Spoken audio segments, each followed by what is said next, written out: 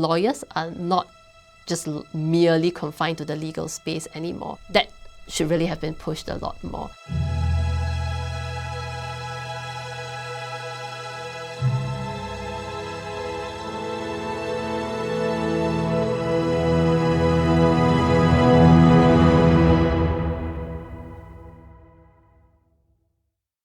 I remember when I started teaching as a professor at the Law Faculty, University of Malaya, there was a course called Ethics and Etiquette. And that was a very interesting course because it's very important how you conduct yourself in a manner that accords with social justice and so on and so forth.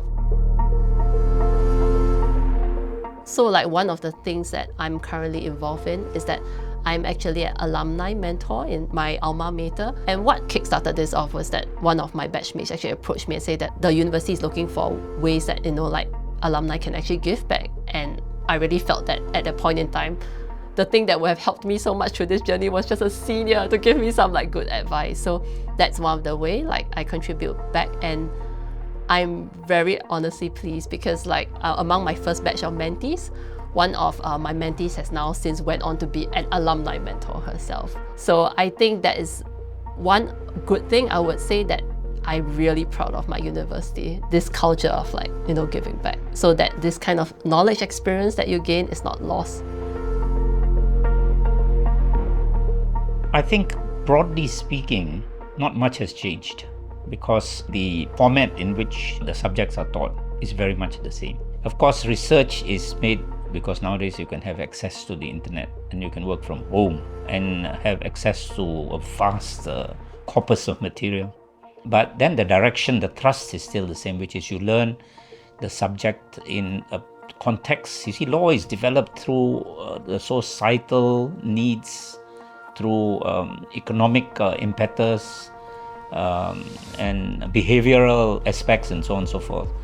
So you have to locate the teaching of law, every subject, virtually, in that particular context. There must be imbued within society this proportionality that you have to function within the wider context and apply some part of your skill to returning to society what society has given you. Legal education now is very sophisticated. I chaired the program advisory committee of the Singapore University of Social Sciences. It was quite plugged in terms of the curriculum as well as the various facets of university life for our law students in the third law school. Currently, I serve on the National University of Singapore Law Advisory Council as well. My own sense, though, is that over and above that, there needs to be a practice aspect that should be woven in.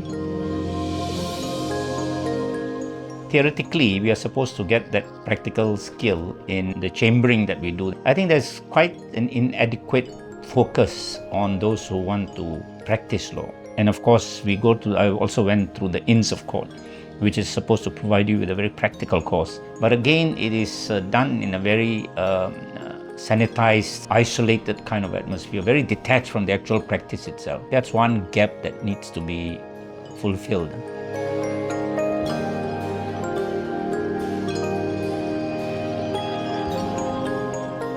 One of the very interesting things about my alma mater at that point in time, right, was that how it tried to distinguish itself was to say that our law students do all the core law subjects. And on top of that, we want them to do financial accounting. We want them to do economic theory. We want them to do philosophy. This was, decades ago already, honestly. I'm not that young, unfortunately. But I think that really showed as an inkling of what we see a lot nowadays, in that lawyers are not just merely confined to the legal space anymore. That should really have been pushed a lot more. Not just, like the subjects that we did, but even in terms of the internships, the exposure that we got. I felt that a lot of it was still probably more, focused on private practice, and understandably so, because that was the norm in a way. One thing that a lot of law students can benefit nowadays is to really just explore how they can use their legal skills in other settings.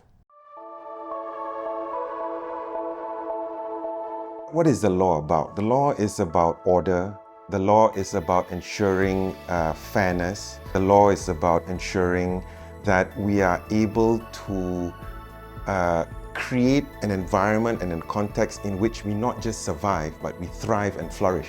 So to me, the laws, the spirit of the law goes towards supporting that and creating that environment. And that's what we tend to lose sight when we get into the nitty-gritty of the law. And that's not being talked about. Why are we studying law? To what is our purpose? These are not questions that are posed or even asked of us when we are studying law.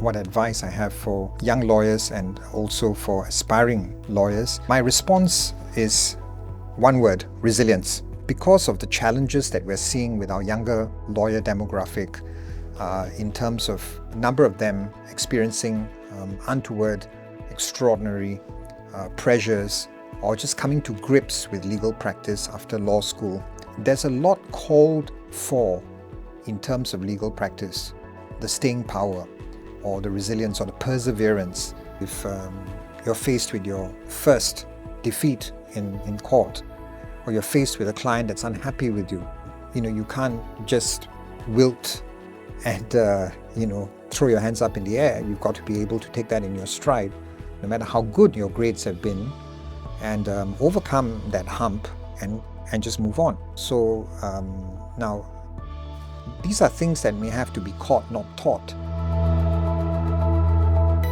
You talk about whether there's a need to upscale the skills and update the skills of senior lawyers as opposed to younger lawyers. I think that there is a very strong need for that. And now the challenge is even more, because you have now a situation where you have all kinds of tools that are grounded in technology, the internet, where you have to begin to acquire skills to access what technology has to offer to you. And if your mind is a little ossified because you're doing things in a particular way for years and years, and that's the fate of many senior lawyers, then there is a need for them to be upscaled, and the need is even more urgent than for younger lawyers.